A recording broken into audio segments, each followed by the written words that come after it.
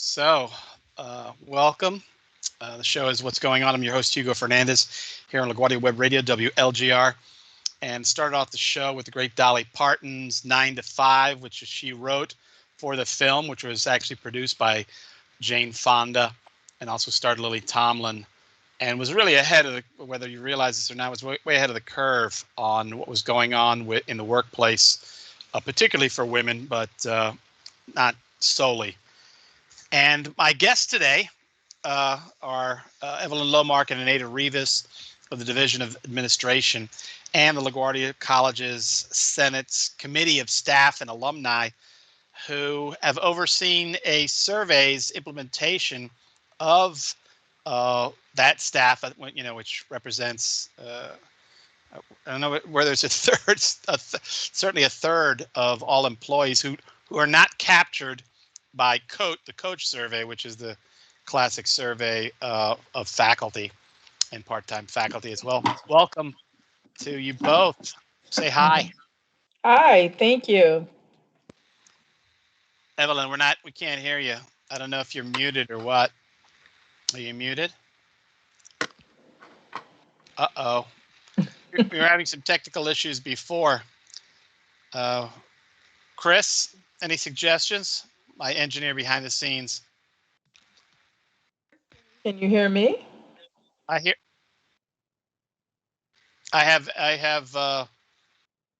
can hear you, Anita. Evelyn, though, have you muted your microphone or anything on your computer in any way? So what do you suggest, Chris?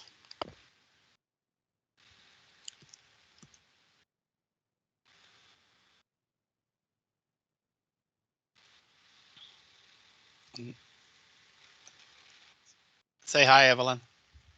Guys, can you hear me? Yeah. There you go.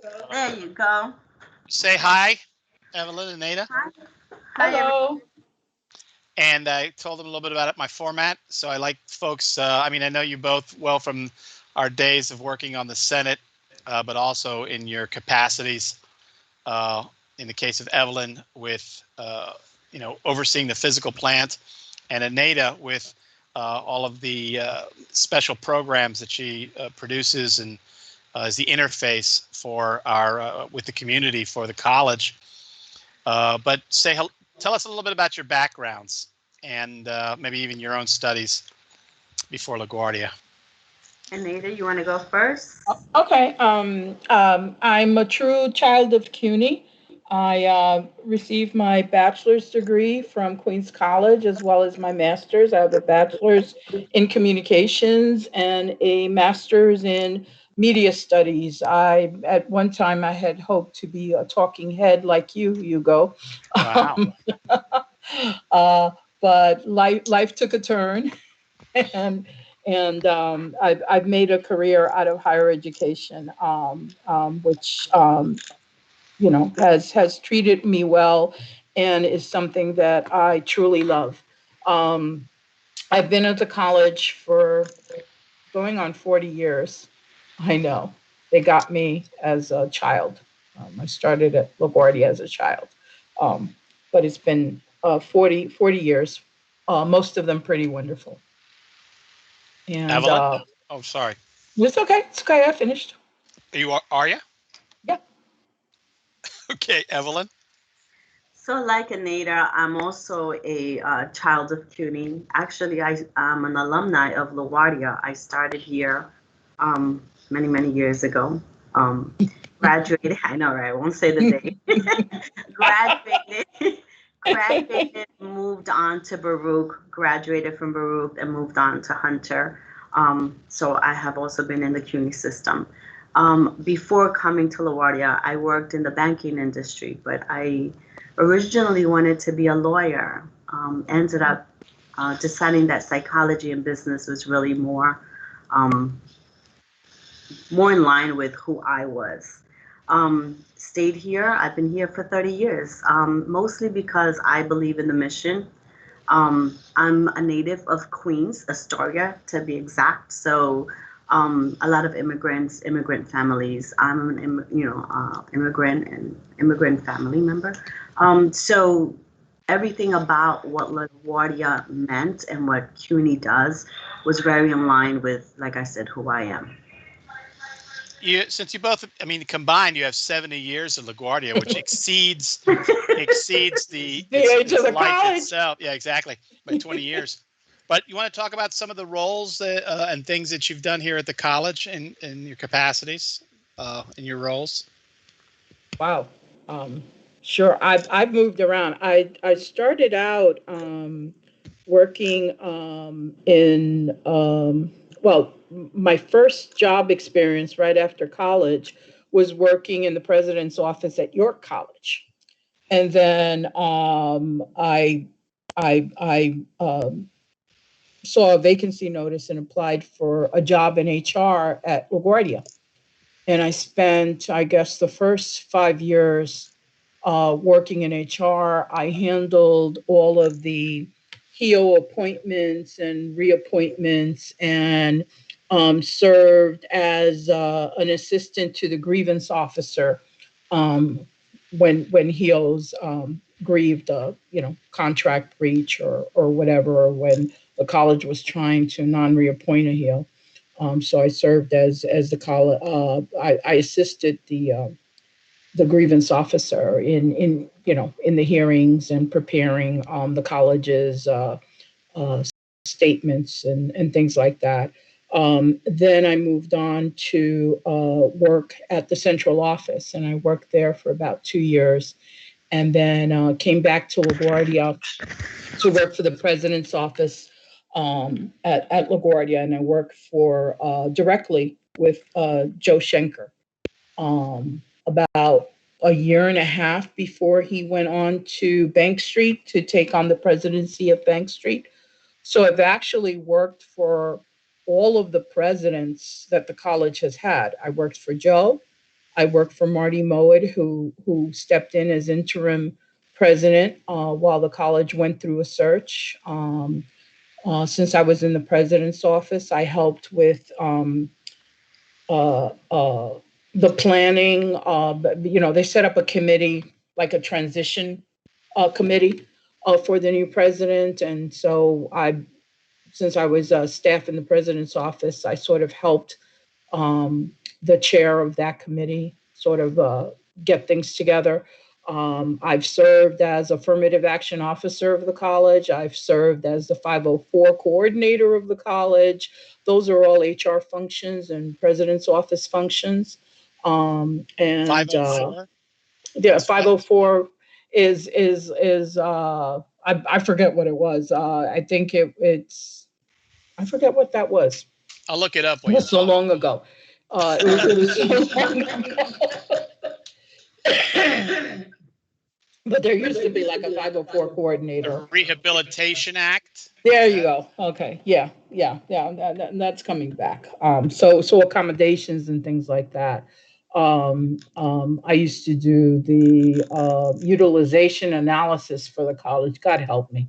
That was really difficult. You sort of like did this survey of the employees and whether or not the college. It was had to do with affirmative action. So you sort of like mathematically looked at how many, how your staff, what the titles were, and whether or not you had enough minorities in the right titles, and then that guided search processes. I don't know if they still do that, but I imagine that they do.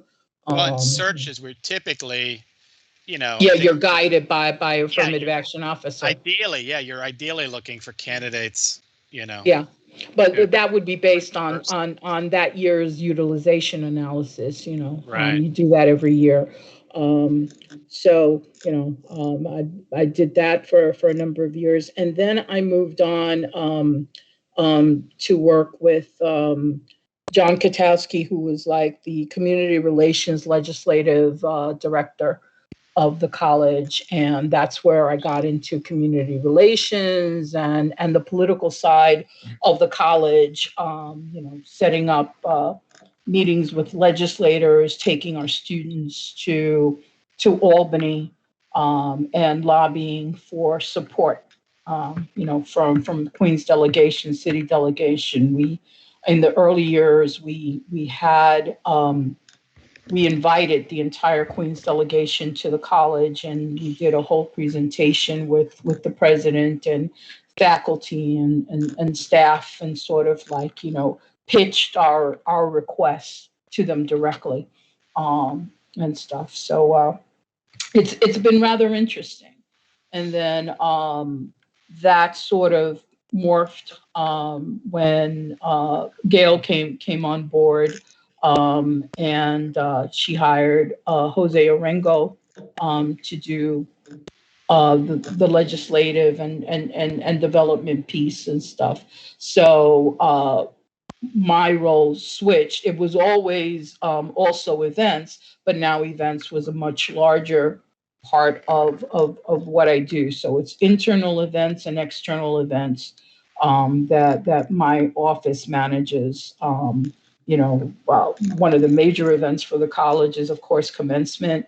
I think everybody knows me as the graduation lady, but there are other, any major event that the college is undertaking, whether it's a politician wants to do a press release, whether the president wants to, is having a retreat with the executive committee or the executive council, off campus, whether a division wants to have an off-campus meeting, we're involved in helping to plan and coordinate all of that. So, yeah, do you have anything to do with the golf tournament coming up in October, the Healy and all that? No. No. That's entirely him. That's foundation, yeah. Yeah, that's foundation, and they do, for the most part, they do their own events.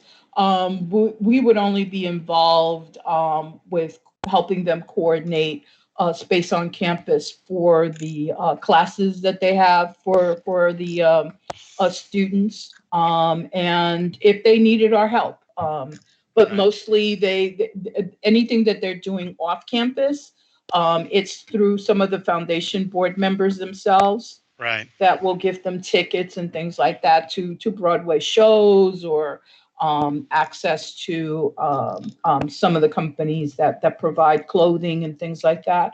Right. So they sort of, they've gotten pretty good at doing their own events. All right. But we're there to help if anybody needs. Okay, Evelyn, can you follow that act? It's very difficult, but I'll try. Nah, come on. Like I said, I started as a student here. So believe it or not, my first week, because it only lasted about a week, was with the ELA department. Yeah, and then a week in, I actually got an interview with Diane. This was like I said, an internship, Diane Cologne and Eileen Murray. And they said, you really should think about coming over and working with us, because I think there's more opportunities for you to learn different things here. And I was coming from a banking industry, so it sort of, it made sense, and I did. 3 months in, the telephone operator retires, and they asked me to take over. They give me a full-time job to take on that responsibility. I had just gone through a divorce and had 2 small children, so it was a perfect opportunity for me. And I was going to school here, so I said, sure, why not? Less than a year later, I was working directly with Diane Cologne as the assistant property manager, because at that time she was the property manager. We did a lot of procurement and specifications for DASNY as well. A lot of their big projects. So a lot of my background is all administrative, service, logistic oriented.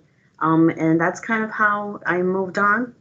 From there, moved on property management. I was taken under the wings for VP Elliott and Dean Buckley. Those were sort of my mentors.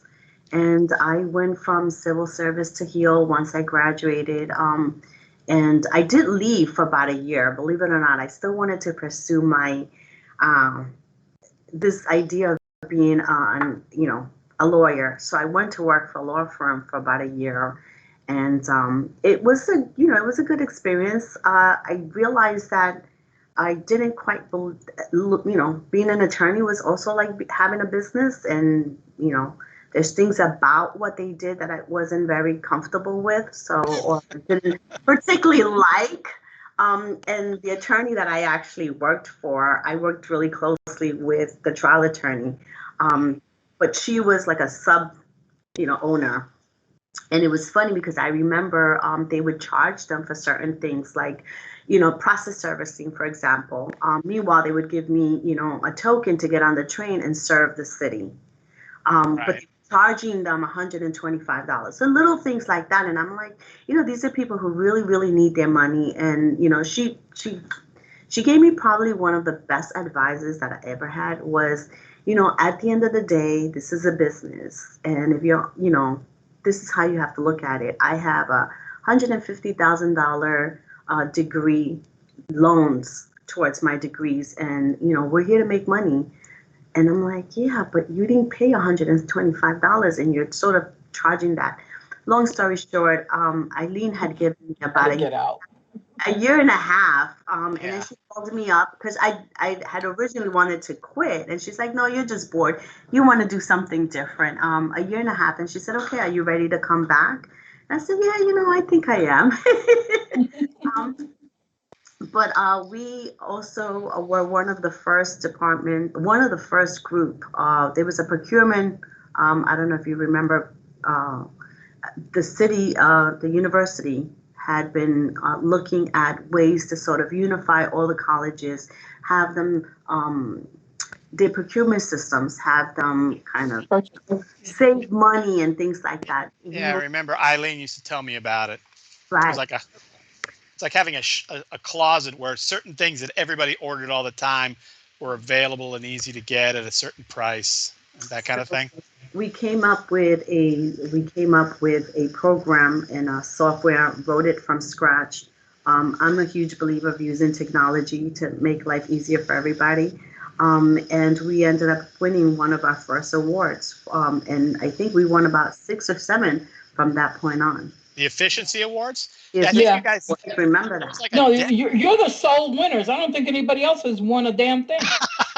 No. I think through the years there have been some other colleges who have won some, but we definitely are one of the only schools that have won as many as we have. I remember So you had to get a whole yeah, case for the floor. Yeah, yeah. I Richard had a whole glass remember that. case Yeah, outside his office. Yeah. Yeah, before he and left. it's funny because my first presentation was actually, he said, okay, tomorrow be ready. I'm taking you with me to Central. My first presentation was to all the VPs, the chair. It was like all this leadership. And he said, okay, get on the stage and present your project. And I'm like, I probably was about 24, 25, maybe. I was very young still. So I'm like, okay, this is it. My hands were sweating. I'll never forget President Miller always said, it doesn't matter if your hands are sweaty, you just keep talking like they're not. I said, okay. Exactly. And that's exactly what I did. I've worked, as a property manager, I work a lot with a lot of the different departments on campus and a lot of the city agencies. So we worked very closely with CUNY Central to implement a lot of the programs, donation program being one of them, and the laws, not the laws, but the regulations and protocols that we currently use in property management. So, it's nice to look back and kind of see all of that. And they're still using those things. So, Yeah. make a lot of friends among, the other CUNY colleges. If you ever do the exit interview with me, I call that the greatest hits, your greatest hits, and you get to talk about them again. But I want to take a minute to talk about your roles with the Senate. Do you want to talk about your roles with the Senate? I mean, Anita, you've been in the Senate since I can remember, right? Yeah, yeah. I think for maybe 30 of my 40 years at LaGuardia, I've been on the Senate. And the last, I'm going to say, 20 years, I've been voted on the executive committee of the Senate. I just think that the role of the Senate is so important to the college, and it's evolved over the years. There used to be this separation because, I mean, LaGuardia is unique in that staff also serve on the Senate. We're, I think, the only college in CUNY that has a tripartite system where students, faculty, as well as staff serve, um, and can even serve as vice chair of the Senate. Prior to our current governance plan, there was nothing stopping a HEO from being chair of the Senate, and we've actually had some HEOs that have served as chairs. Loretta, Um, right? Loretta Capilano. Loretta being one. Who is that guy in Bob Grants? Kahn.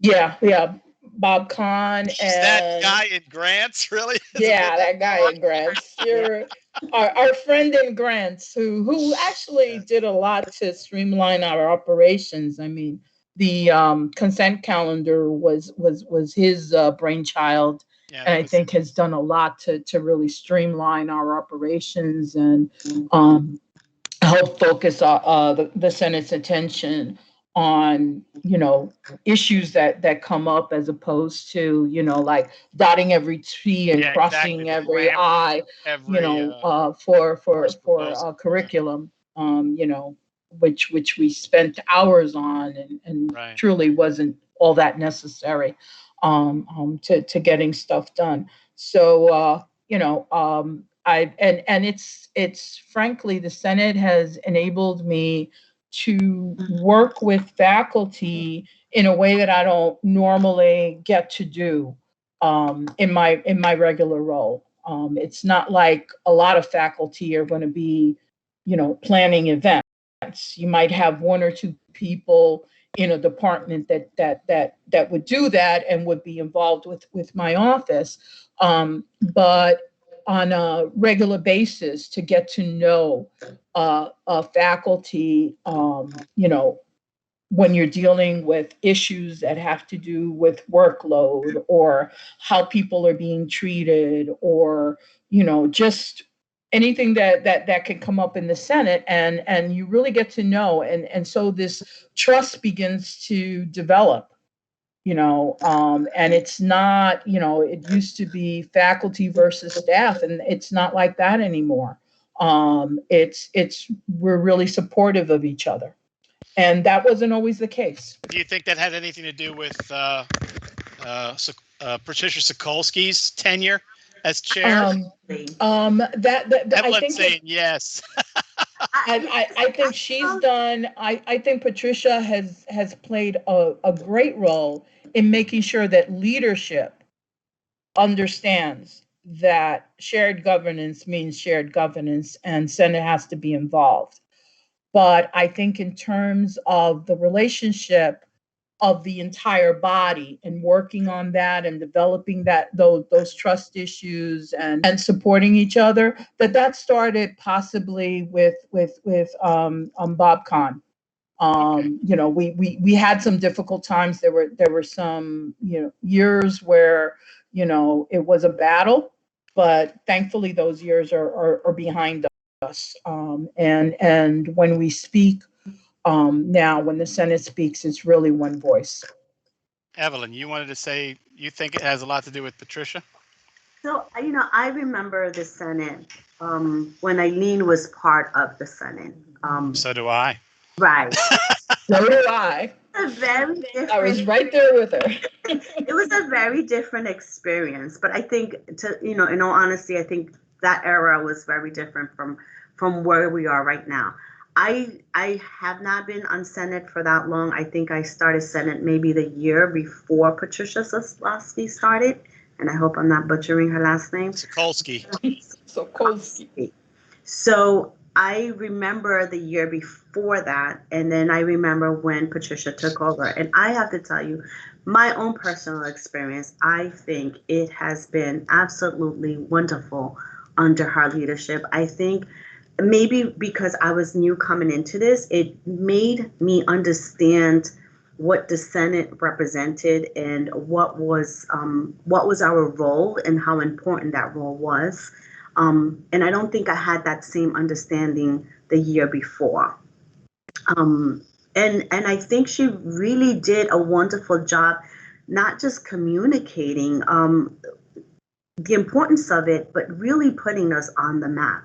I don't think that we were the same prior to her leadership. And again, I was new, maybe a year or two prior to Patricia, so I'm not talking from a lot of years of experience. I'm just sharing from my perspective, that I think that it really made a difference. And she was very welcoming to anyone who wasn't faculty.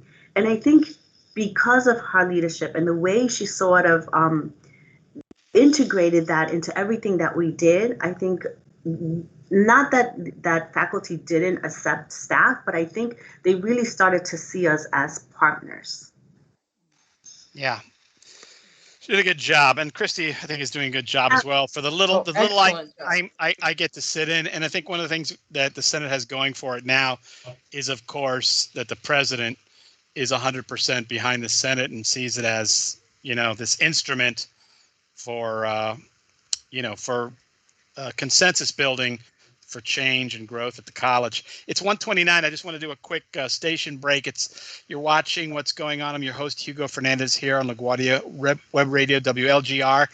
And today's show is with Evelyn Lomark and Anita Rivas of the Division of Administration and the LaGuardia College Senate's Committee of Staff and Alumni, who have overseen the first ever staff, I believe, right? This may be the first ever staff survey. Ever. It's implementation, and so let's get right into that. Let's talk about the survey. Who would like to start? Ev, why don't you start? Ev. So I think 2018, maybe the beginning of 2019, we were working with the College Senate had what was called a wish list. Remember that, Anita? Mm-hmm. Yeah.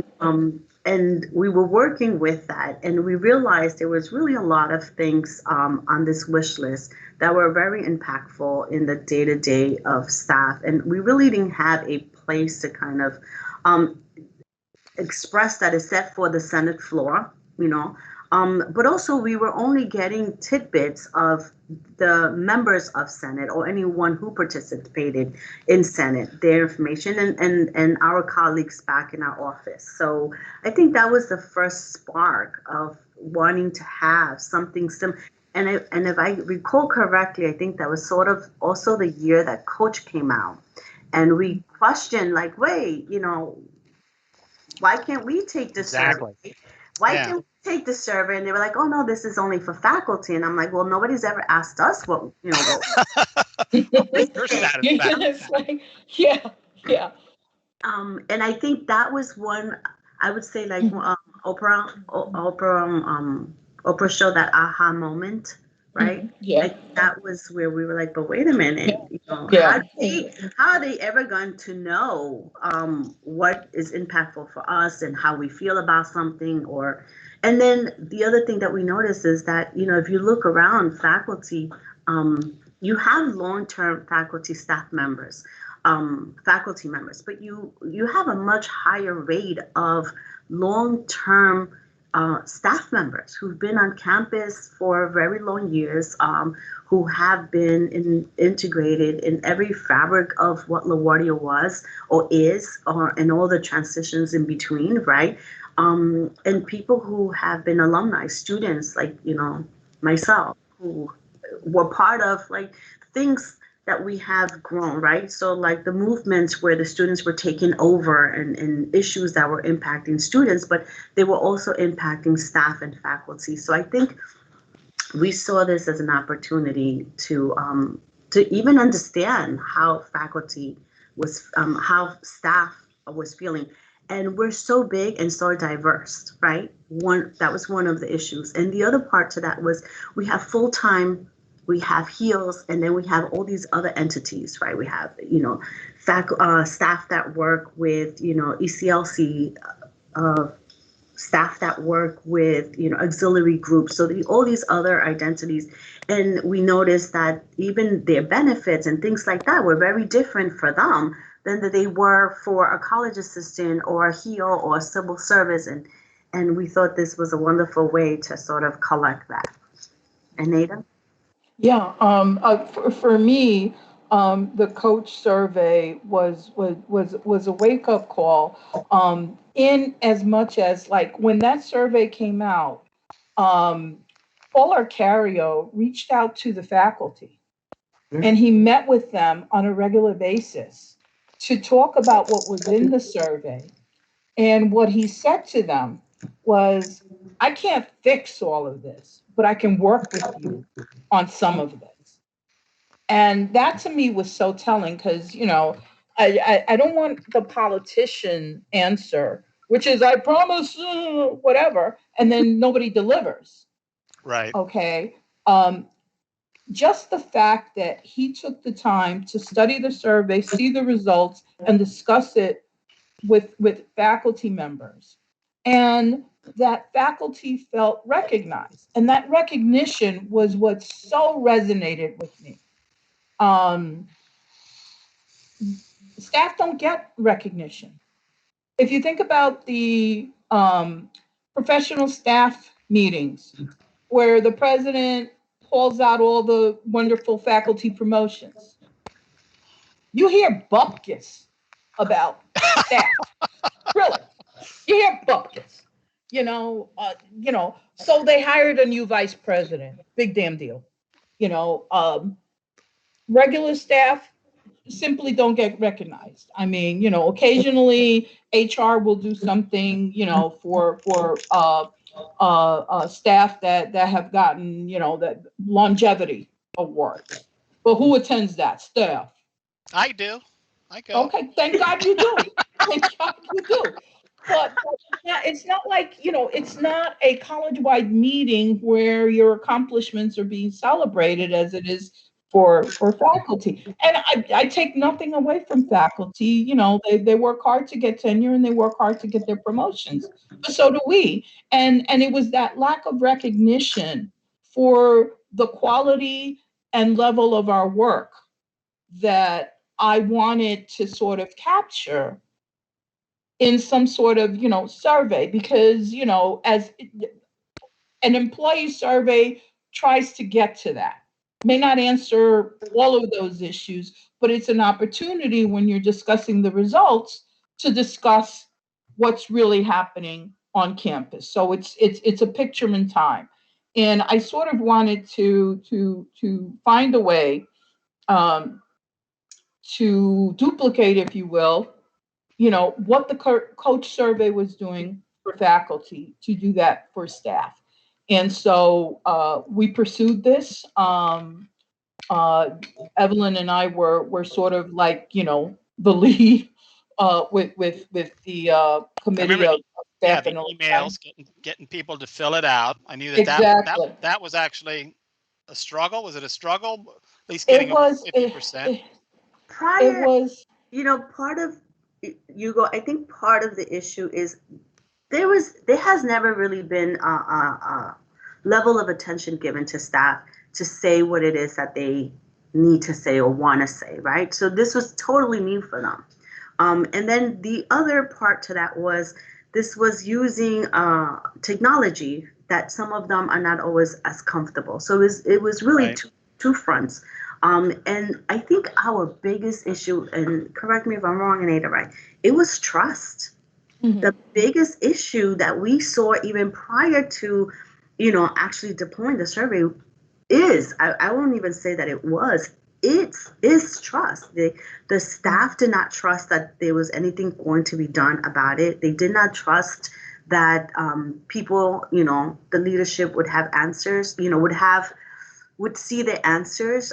They were afraid to speak up, and I think we did a hell of a job considering that trust was one of our biggest walls to break. Obstacles. Yeah. Yeah.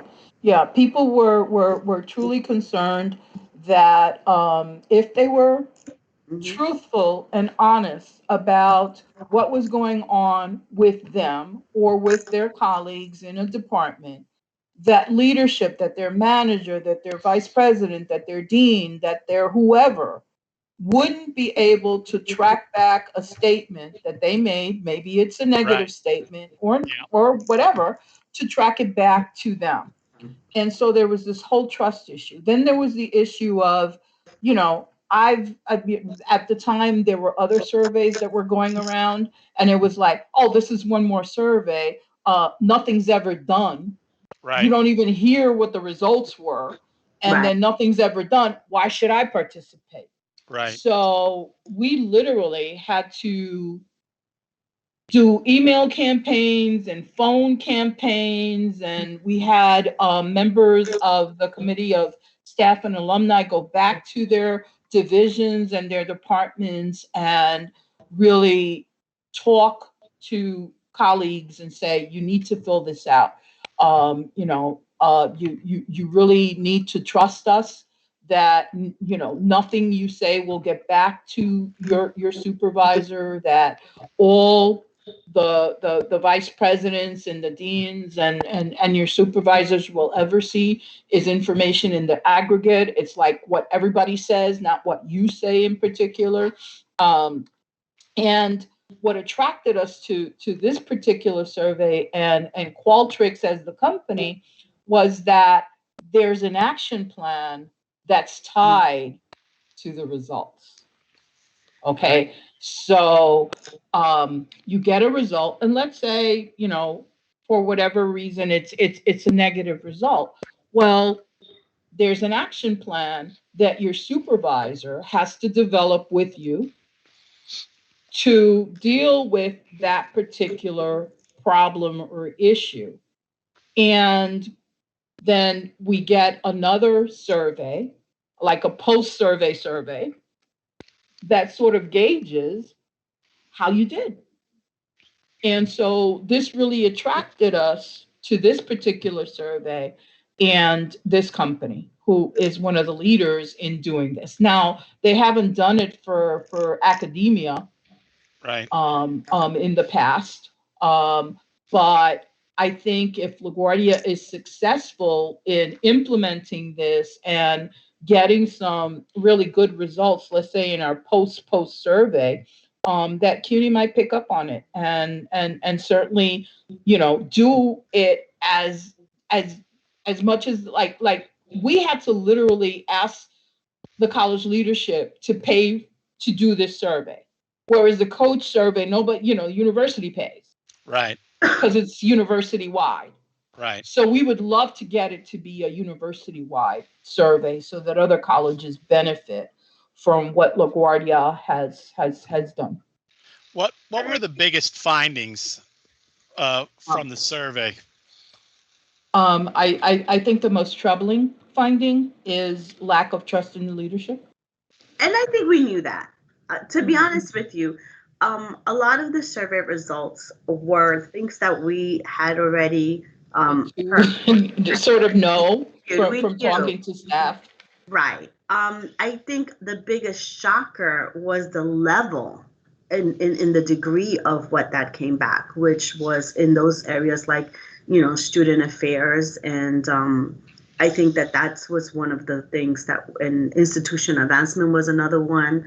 I think it was, again, when you look at the heat map, you're really taken back. There's literally a table, okay, right, that is color coded, right, and the red indicates problem, danger, will Rogers, whatever. Dissatisfaction. Yeah. Oh, major dissatisfaction.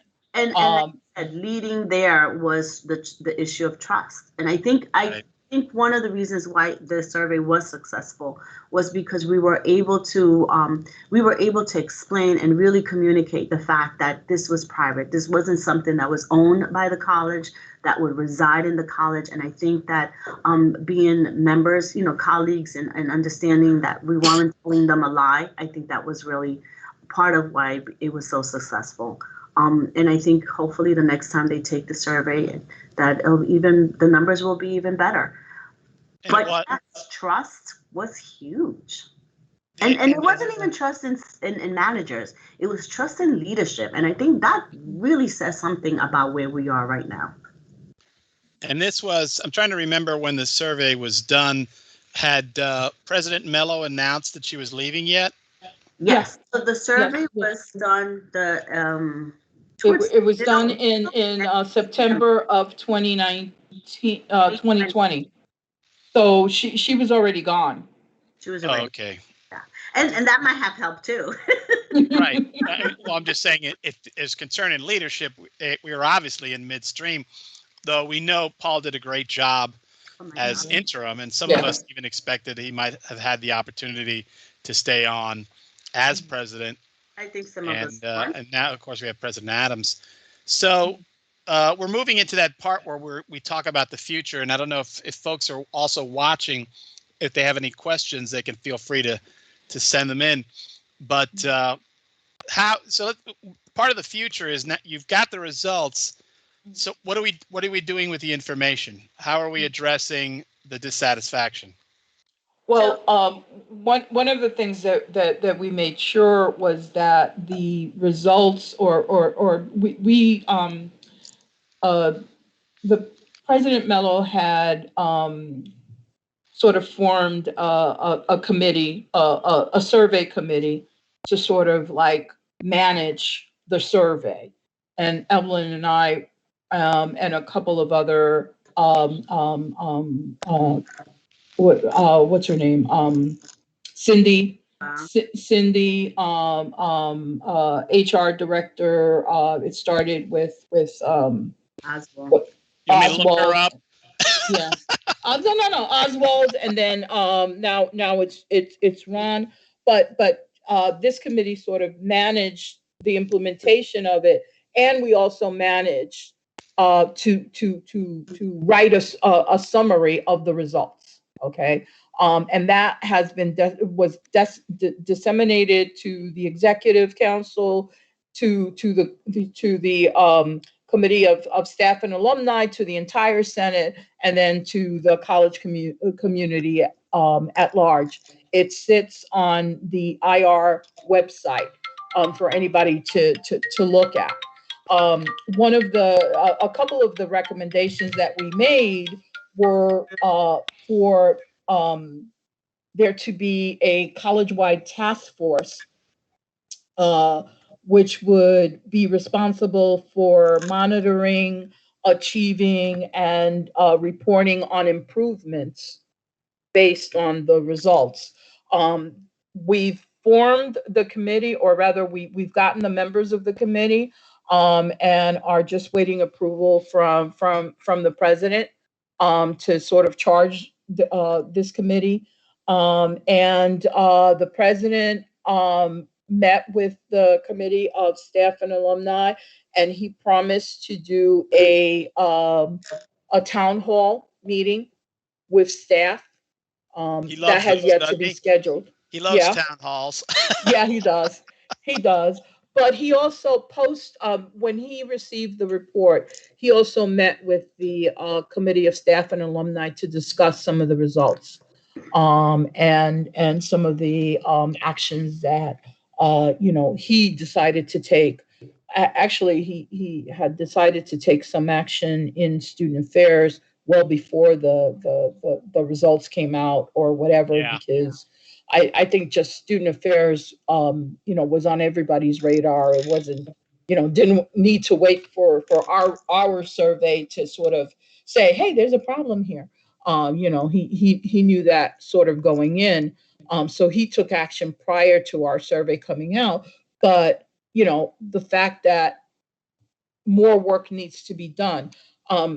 Also, part of the recommendations that we made, or the Senate made together, COSA made with the Senate, was that each area needs to be discussing the survey results and how to move forward. Um, you know, so each department head would meet with their group and sort of discuss the survey. look, in student affairs, this is what came out. How can Right. how can we change this around? How can we turn the climate around? How can we make you feel better about the workplace? And You know, just to add to what Anita is saying, the task force, right, is going to consist of the members. In addition, it's going to be additional members, but it will consist of members of the EEA, which was the Engagement Survey Committee. Um, those conversations are already having, right? Places like institutional research. I know that James Sullivan and Student Success, student affairs. already, right, they're already having those conversations. So I think it's going to be interesting to see what's going to come out of that. I know the timing is a little off, right? Because right now we're all also very concerned about reopening, coming back, what's going to happen. But I would say look forward in the next couple of months, you'll start to see once this task force is formalized and starts to begin to reach out to the different divisions. I know one of the conversations we had with Dean Butler was kind of like, hey, you're sort of in this role now, and we're showing you this red map that's bleeding. And I know, from her conversations with me that she has been speaking to people and meeting people and sort of addressing some of these issues. So I personally think that we have a lot to look forward to. We have gotten commitment from all of leadership. President Adams has been very vocal about his support. Senate is with us in making sure that this is something that we're going to hold leadership accountable for. We're going to hold them to making sure that something comes out of all of this information. Yeah. And obviously, it's not something that's going to happen overnight, right? Yes. Take time to change takes time. But I think that we're in the right direction. I think we're taking steps in the right direction. We're having conversations that we've never had before. And I think that's exciting for staff. Yeah. It's interesting because another task force or group that the president has talked about convening is a group to deal with, LaGuardia as an HSI, as a Hispanic serving institution, and how to respond to that. Like how does it, become evident that that's what we are? And I don't know, maybe improve things for students, Hispanic students, or whatever the case might be. And I've done some research about this, and I went to my old alma mater down in Florida, Florida International University, who happens to be one of the top 20 HSIs, and was speaking to somebody who runs this institute down there, which is a Hispanic-focused Cuban Research Institute. And I said to him, how do you do it? How is it that FIU? And he couldn't figure it out. He couldn't say, I don't know what we do. And he talked about a lot of things he did. But I started looking at and it basically comes down to, obviously they excel in all aspects of things that students prioritize. But I got to tell you, one thing that they also excel in is the people enjoy working there. Like whatever you want to call that, staff satisfaction. And this idea that translates to the students, that the students get the feeling that people like being here and that it's a good place to be. And that communicates through every aspect of the college, not just a faculty member, but every service provided to a student. And so if we want to be a good HSI, as well as all the other areas, we have to create an environment where everybody wants to be here and happy to be here. Do you remember Fran Atfel? Fran Atfel. And maybe I'm saying the last name incorrectly. Help me out. What did Fran, was she faculty? She was faculty. She was part of, remember when we had the co-op department? Yeah, Fran. Yeah, I remember Fran, maybe, yeah. I do remember. She was on the Senate. She was on the Senate. She was a faculty member. She was my advisor. I received one of the first scholarships that LaGuardia gave.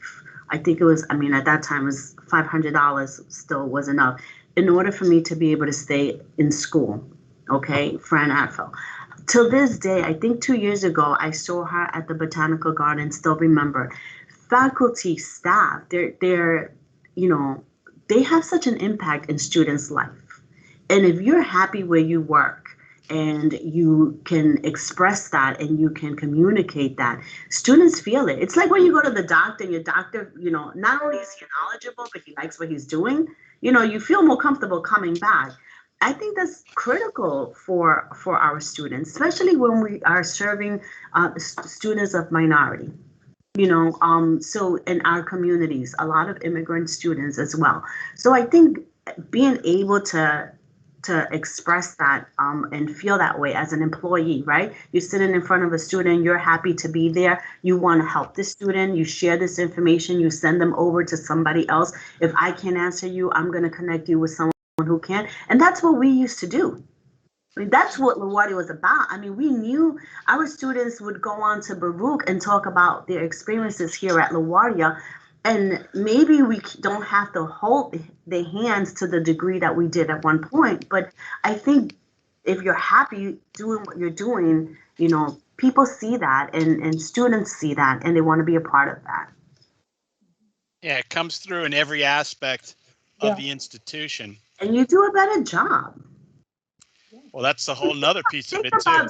Right. Think about how productive you are when you're happy at what you're doing. But Exactly. If you don't like what you're doing or being forced to do something you don't want to do or be somewhere you don't want to be, how productive you think that employee is going to be? Or you don't trust your leadership. Even more. Exactly. even worse. On a basic level, what does that say? Right? Well, it's funny because I know that the president doesn't like military equivalent. He doesn't like to talk about war as a subject. But I watch a lot of war stuff, and I've actually been listening to the memoirs of Ulysses S. Grant. You know what I mean? Mm-hmm. And it's tedious reading. It's like tedious listening because all he talks about is that we moved these guys here, we did this and that. One of the things that he did that I think was really kind of amazing was that he praised the people that worked for him and talked about their skills and, Sherman's March, which is this famous thing that, Tecumseh Sherman did in the Civil War. He gave him all the credit for it in the world. And it was like a major gamble and he trusted him. And, there are lessons to be learned from that. Working together as a team, learning how to become a leader. I don't think our society gives people enough of a chance to do that.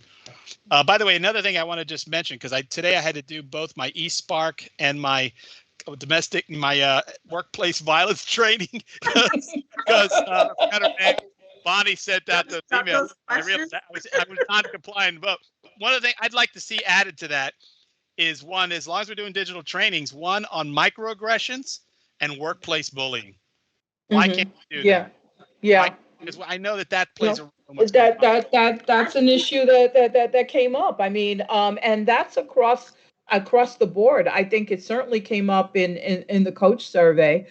Faculty are being bullied just as badly as staff are. Everybody. And it's all sorts. It's all sorts of bullying. You see how that's happening. Jimmy Riccio pushes me around here at the station. Anyhow, we're running out of time. So any last things you want to share or anybody you want to thank or anything like that? Well, I would love to thank both Patricia Sokolsky and Christy for their support of the committee of staff and alumni and this survey. They really did their best to help push it along and were extremely supportive of us and the results. And made it easy for us to get in touch with leadership in terms of having, making those reports and, just getting it done. So. Yeah, I would say Provost Arcario also. When we started this, we went to him for advice. I always say, I'm new, I don't know how to do this. Let me talk to people who have done it before. And he was very instrumental in sort of helping us and even getting the rest of the leadership, the rest of the VPs and President Mello at that time to sort of buy into this. Agree with Anita 100%, Christy and Patricia, instrumental. And mostly, I want to thank the people who took the survey, the staff members, because I know in their hearts they weren't sure that something was going to come out of this. They weren't sure if, if it was really truthfully, outside of the campus and no one was going to see the results. So, but they heed our Trusted us. quest, right? And they trusted us, and I think good things will come from this. Good, very good. The rank and file stepping up. So I just want to thank the two of you today, my guests. We've been talking about the Employee Engagement Survey here with Evelyn Lomark and Anita Rivas of the Division of Administration and the LaGuardia College's Senate's Committee of Staff and Alumni, who oversaw the implementation of the Staff Satisfaction Survey. And you've been watching here on What's Going On. I'm your host, Hugo Fernandez, here on WLGR. And I'm going to take you out as we came in, or should I say Mr. Pope, our engineer, will take us out as we came in with Dolly Parton and her great Jolene. Thanks for watching. Thanks for listening. Thank you for having us, Hugo. Thank you for having us, Hugo. Thank you, ladies. Bye-bye. Okay. Take care.